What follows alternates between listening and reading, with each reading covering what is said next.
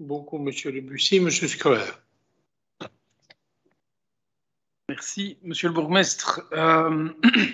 Alors, c'est évidemment un exercice un peu particulier puisque l'évaluation, vous l'avez faite, elle relève de vous, et nous sommes ici appelés à formuler un commentaire à l'égard de cette évaluation et peut-être aussi à l'égard de votre action, puisque ce PST est censé en constituer l'alpha et l'oméga d'une certaine manière.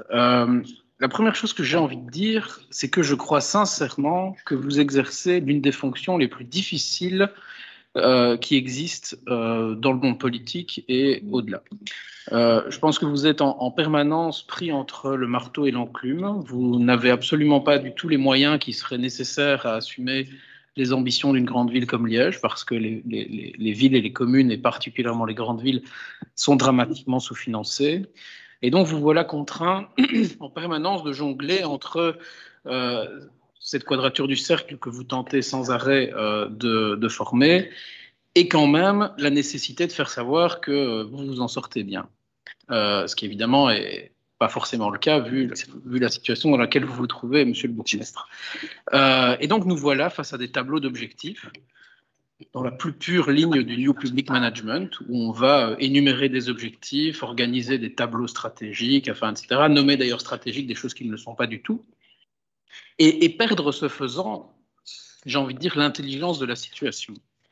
Parce que tous ces tableaux nous disent finalement assez peu de choses du réel que vivent nos concitoyens. Et ils nous disent finalement plus des difficultés que vous rencontrez à assumer le rôle qui est le vôtre et que n'importe qui à votre place assumerait. Et c'est pour ça que je pense que chacun doit être modeste par rapport aux difficultés de l'action communale. Néanmoins, je pense que dans cette situation impossible qui est la vôtre, vous devriez faire 3 choses absolument. La première, c'est ne jamais perdre de vue le quotidien, le concret, la réalité quotidienne de vos concitoyens, qui probablement, si vous leur exprimez la satisfaction que vous exprimez ce soir en disant que voilà, les objectifs sont remplis à moitié, enfin, etc., je pense que nous serons d'accord pour dire qu'une grande partie d'entre eux ne se reconnaîtront pas dans ce discours simplement parce qu'ils vivent au quotidien sur le plan de la mobilité, sur le plan du logement, sur le plan de la pollution de l'air, sur le plan de la place des enfants dans la ville, enfin de multiples égards, nos concitoyens vivent une situation qui est difficile au quotidien et je le crains de plus en plus difficile. Et je pense qu'il est de votre fonction de parvenir à émerger au-delà de ce PST qui, une fois encore, tout comme le point précédent sur lequel j'intervenais, nous est imposé par cette doxa qui pense qu'on va mieux gérer les affaires publiques en accumulant toute une série de documents techniques soi-disant censés corseter l'action publique, etc. Je crois qu'il n'en est rien. Je pense qu'il est de votre devoir d'émerger au-dessus de ça et de toujours garder une parole qui soit une parole lisible pour nos concitoyens, une parole qui dise que oui, on sait que la difficulté, elle reste là. La deuxième chose que vous devez faire, à mon avis, dans la situation où nous sommes rendus aujourd'hui, c'est assumer une position d'avocat de la ville, d'avocat des urbains, d'avocat de la nécessité dans laquelle nous nous trouvons, plutôt que d'intérioriser la contrainte, comme je crois vous le faites trop souvent. Et c'est évidemment particulièrement le cas, à mon avis, sur tous les enjeux qui touchent à la métropole. Ça fait, je crois, sans rire, 20 ans que vous nous parlez de la métropole, au moins 15, que vous expliquez qu'on va faire la métropole liégeoise, qu'on va aller vers l'unité, etc. Qu'en est-il, monsieur le bourgmestre? Alors, vous n'êtes sans doute pas le seul responsable. Bien entendu, la situation est très difficile. Bien entendu, il faudrait que les instances wallonnes acceptent de suivre dans cette proposition. Mais la proposition n'est même pas formulée. On invoque de façon relativement floue la nécessité d'une métropole, mais jamais on ne met le doigt sur les questions qui fâchent quant à ce qu'est cette métropole, quant à la façon dont elle doit fonctionner, quant aux implications institutionnelles qu'elle aurait. Et une fois encore ici, votre PST se goberge à loisir de cet enjeu de la métropolisation, de l'affirmation de la métropole. On parle même de Liège-Guillemins, qu'il va s'agir d'affirmer, etc., alors que Liège-Guillemins ne cesse de perdre des services internationaux. Mais la métropole, elle n'est pas là. Et la troisième chose, je crois, que vous devez faire en tant que bourgmestre confronté à cette impossible mission qui est la vôtre, c'est d'apporter le plus grand soin, la plus grande attention à chaque acte qui est posé.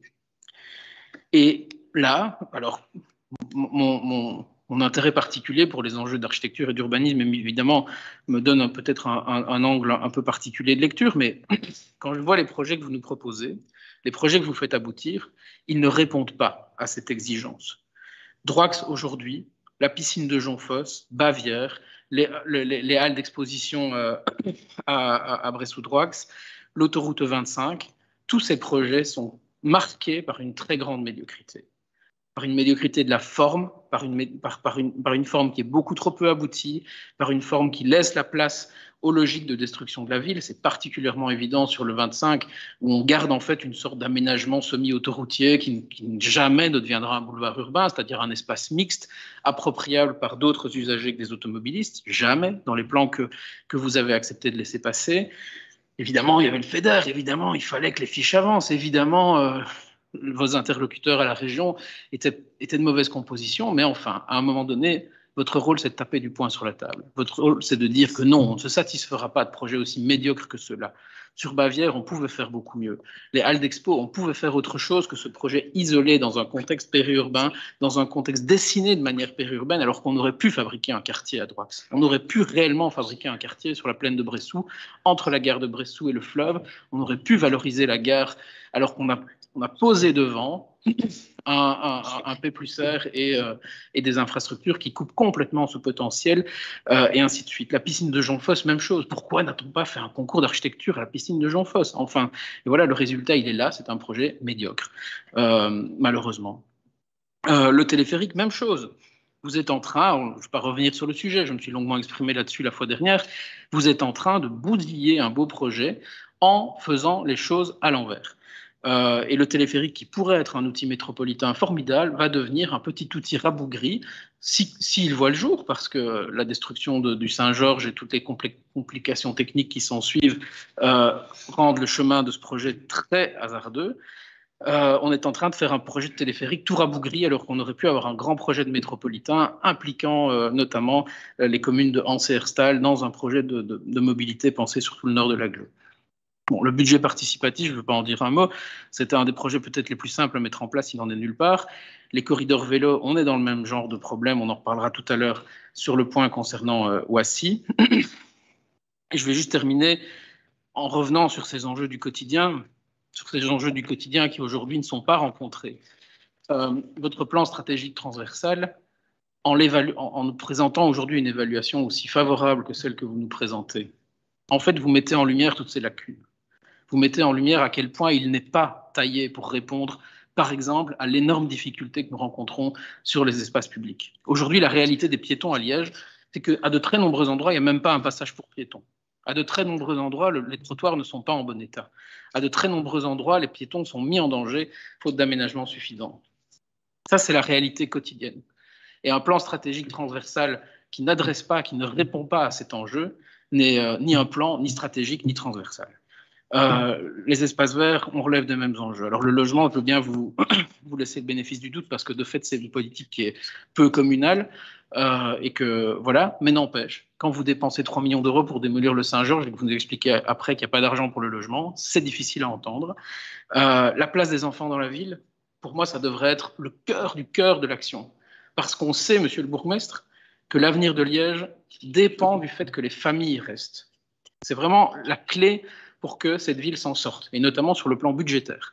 Si on veut que Liège s'en sorte, il faut que les familles cessent de quitter la ville quand, à 30-35 ans, les enfants arrivent et on va s'établir en périphérie, parfois en grande périphérie. Alors certes, une partie de ces familles reste aujourd'hui à Liège, un peu, mais la majorité continue à quitter, et ça, c'est dramatique. Et elle continue notamment à quitter les quartiers denses, ceux dans lesquels on a besoin de les remettre, de leur permettre de vivre confortablement. Et de ce point de vue-là, je pense vraiment, et je vous ai proposé que le collège se dote d'une compétence transversale, réellement transversale pour le coup, de la ville à hauteur des enfants, avoir un échevin qui ait la mission de regarder chaque projet de la ville et de se poser la question, est-ce que ce projet va favoriser la place des enfants dans la ville? Je pense que vous devriez vraiment vous pencher un peu sérieusement sur cet enjeu, parce que si vous y parvenez, on va faire en sorte que les familles restent, et si les familles restent, l'avenir est peut-être moins sombre que ce qu'on dessine aujourd'hui. Mobilité métropolitaine, de nouveau, comment peut-on aujourd'hui parler métropole, parler mobilité, sans assumer la nécessité de développer le réseau de tram au-delà de cette première ligne? Je ne comprends pas comment c'est possible. On a besoin de cette deuxième ligne de tram au minimum. Et je pense que votre rôle doit être de la défendre. La pollution de l'air, c'est peut-être l'enjeu de santé le plus important de notre génération. Voilà, ça flotte. Les scan-cars, formidable, on a mis les scan-cars en place. Vous m'aviez fait la promesse formelle qu'on allait, avec ces scan-cars, permettre à un certain nombre de publics spécifiques d'avoir des politiques adaptées à leurs besoins, et particulièrement pour le monde des travailleurs, qui sont surtout des travailleuses au domicile d'autrui, les aides ménagères, les aides familiales, les aides, les infirmières à domicile, etc.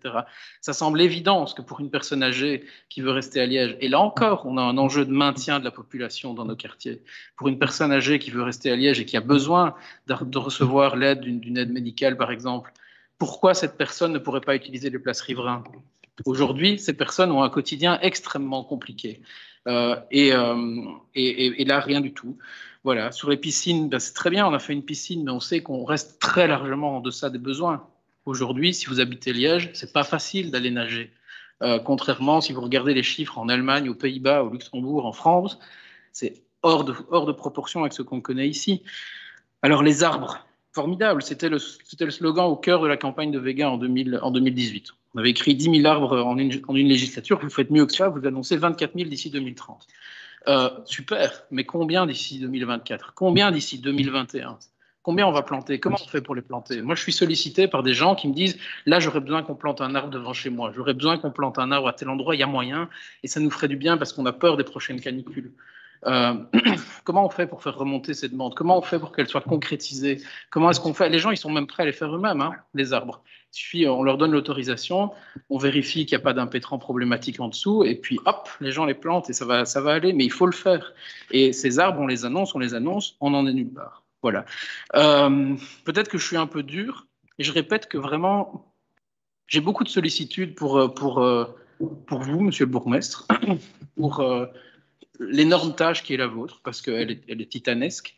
Mais je pense que nous sommes en droit d'attendre, surtout de la part d'un bourgmestre aussi expérimenté que vous, d'un bourgmestre qui a une majorité aussi confortable que la vôtre, d'un bourgmestre qui règne en fait sans partage sur cette ville. Monsieur le bourgmestre, nous sommes en droit d'attendre de vous que vous ne perdiez pas de vue le quotidien de nos concitoyens, que vous assumiez avec force et détermination vis-à-vis des instances politiques supérieures ce rôle d'avocat de la ville, que vous ne tenez plus suffisamment aujourd'hui, que peut-être vous avez tenu à une époque. Il y a 10 ans, je me souviens de certains discours de votre part qui étaient beaucoup plus engagés. Aujourd'hui, je ne vous entends plus là-dessus. Je ne vous entends plus prendre des risques. Alors précisément que vous pourriez en prendre autant que vous en voulez. Là, vous n'avez pas de problème à prendre des risques. Qu'avez-vous à perdre à prendre des risques? Plaidez pour la transurbaine, plaidez pour une deuxième ligne de tram, plaidez pour la métropole, la vraie, et devenez-en le premier maire, je ne sais pas comment on l'appellera, faites-le. Et la troisième chose, vous devez, monsieur le bourgmestre, accorder énormément de soins aux rares actions que nous parvenons à concrétiser. Elles sont trop nombreuses, mais ce que nous faisons, nous devons le faire avec la plus grande attention, la plus grande qualité. Et là, vraiment, il y a un déficit. Je vous remercie pour votre écoute. Merci, M. Square, pour cette intervention fouillée. Monsieur